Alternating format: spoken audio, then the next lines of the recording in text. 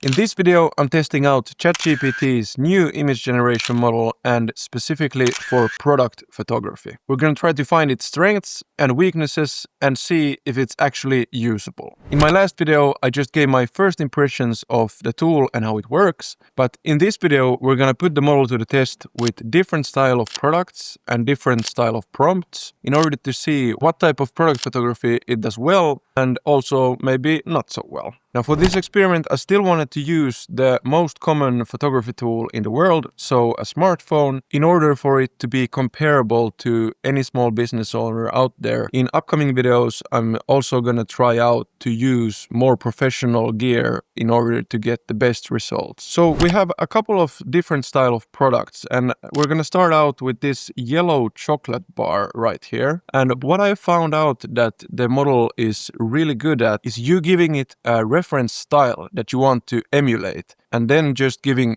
it a picture of your product and asking for it to place your product in that reference style or in the scene that you have given it. So for example here, I have taken a picture of the yellow chocolate bar and I had a reference photo of a yellow studio wall with like a paper breakthrough effect of hands holding a can. So I asked ChatGPT to replace the can with my chocolate bar, and here is what it came up with. And I'm quite satisfied with this one. If you look at the text, it's quite accurate. It's not one-to-one to the original product. There are some details that are not exactly the same, but it's pretty impressive how good of a first try this was. You're gonna notice in this video, usually it's like 95% there. So the text is slightly off sometimes, or it's not exactly like your original product, but that is still very, very usable in my opinion for this one. Now for this next one, I wanted to see if ChatGPT was able to do what I did a couple of months back using my workflow where I create backgrounds with AI and then take my own photo of the product and place it into the AI background. If you want to learn how to do this, you can check out this tutorial right here. But now let's see how well ChatGPT could replicate the shot that I was going for. So I tried to describe a similar scene to the one that I created. I wanted to use this shampoo bottle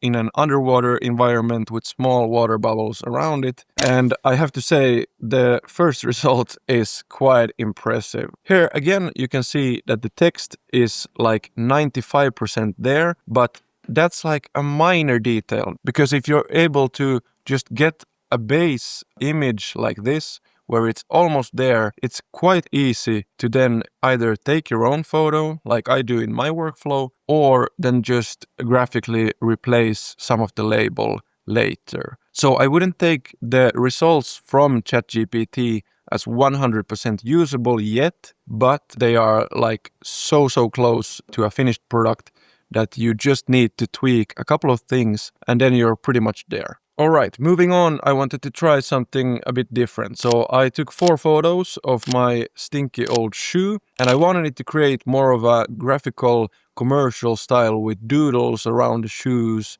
and text as well.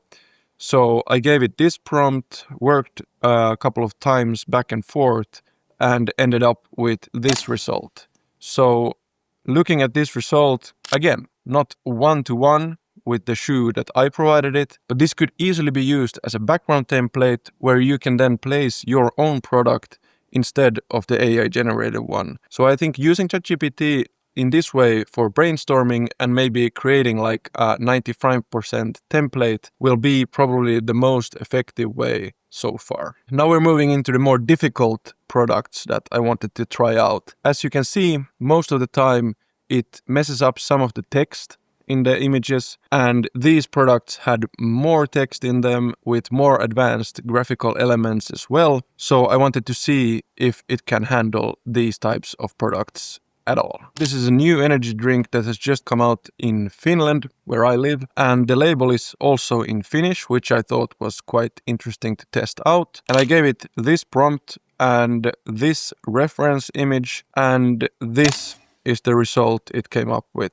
So again, it's not a one-to-one replica of the real product, but it's really close and I'm really impressed that it got most of the text completely right, and then of course some of the text is 90% there. And finally, as a last test, we're gonna see if it can place this wine bottle in this environment. And I especially wanted to see if it could handle this wine bottle because it has a lot of intricate detail. And at this point, I was already quite sure that, of course, it's not gonna get it 100% right. It's, again, quite close with some minor details off, of course. The label is not the same everywhere. It has changed some of the details, but most of the text is kind of right in this one. Alright, so the conclusion we can make from this video is that ChatGPT's new image generation model is A, really good, but B, has some flaws. The text and label and the product itself is 90 to 95%